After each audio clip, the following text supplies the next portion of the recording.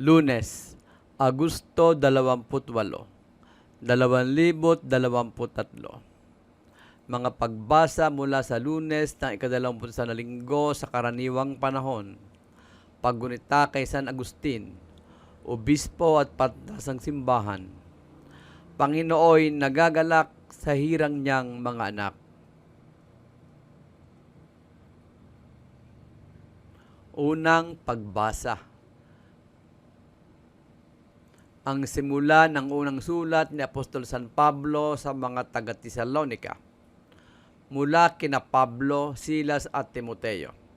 Sa simbahan sa Tesalonica. Mga hinirang ng Diyos Ama at ng Panginoong Hesukristo.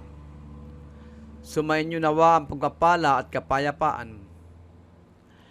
Lagi kaming nagpapasalamat sa Diyos dahil sa inyo at sa tuwin ay sinasama namin kayo sa aming dalangin.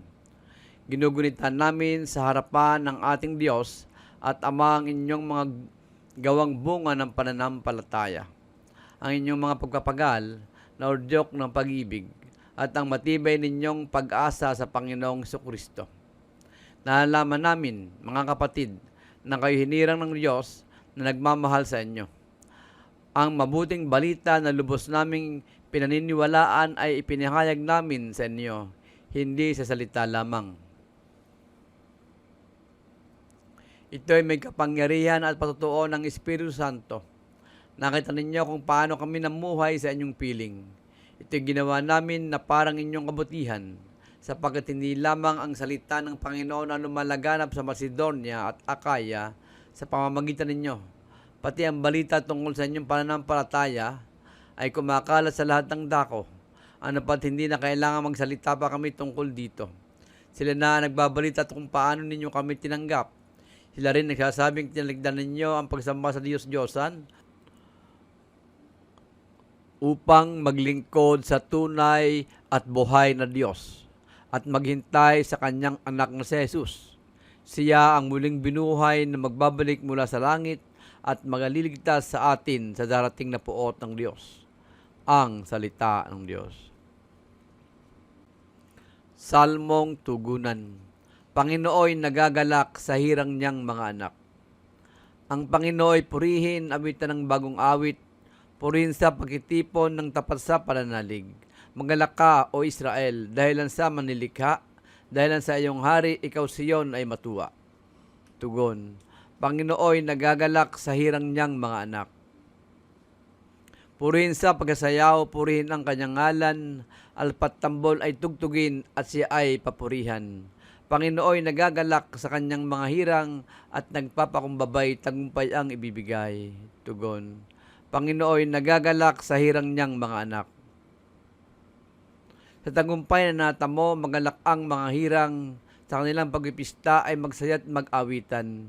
Sa pagpuri sa Panginoon ay bayaang magsigawan, ang tatanggap ng tagumpay ay ang kanyang mga hirang. Tugon. Panginooy nagagalak sa hirang niyang mga anak. Alleluia. Alleluia, alleluia. Ang tinig ko'y papakinggan ng kabilang sa aking kawan, ako'y kanilang susundan. Alleluia, alleluia. Mabuting balita. Ang mabuting balita ng Panginoon ayon kay San Mateo. Noong panahong iyon, sinabi ni Jesus, Saaban ninyo mga eskriba at mga pariseyo, mga mapagpaimbabaw, hinahadlangan ninyo ang mga tao pang hindi sila mapagharian ng Diyos. Ayon na ninyong pasakop sa paghahari ng Diyos, hinahadlangan pa ninyo ang ibig pasakop. Saaban ninyo mga eskriba at mga pariseyo, mga mapagpaimbabaw, inuubos ninyo ang kabuhayan ng mga babaeng balo at ang sinasangkalan ninyo ay ang pagdarasal ng mahaba. Dahil dito'y lalo pang bibigat ang parusa sa inyo. Saba ninyo mga eskriba at mga pariseyo, mga mapagpaimbabaw, nilalakbay ninyo ang karagatan at ginugalugad ang buong daigdig, makahikayat lamang kayo ng kahit isang hintil sa pananampalatayang Hudyo.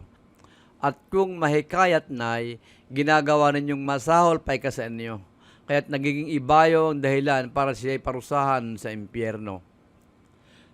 Saba ninyo mga bulag na taga-akay, itinuturo ninyo na kung ipanumpanin naman ang templo, walang anuman ito.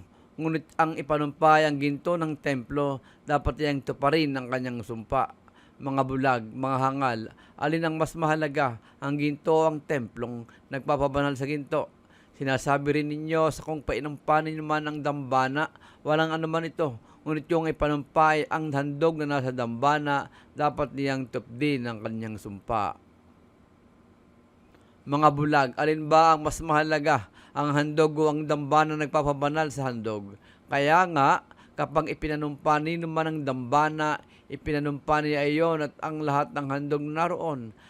Kapag ipinanumpa ni naman ang templo, ipinanumpa niya iyon at ang tumatahan doon. At kapag ipinanumpa ni naman ang langit, ipinanumpa niya ang trono ng Diyos at ang nakaluklok doon.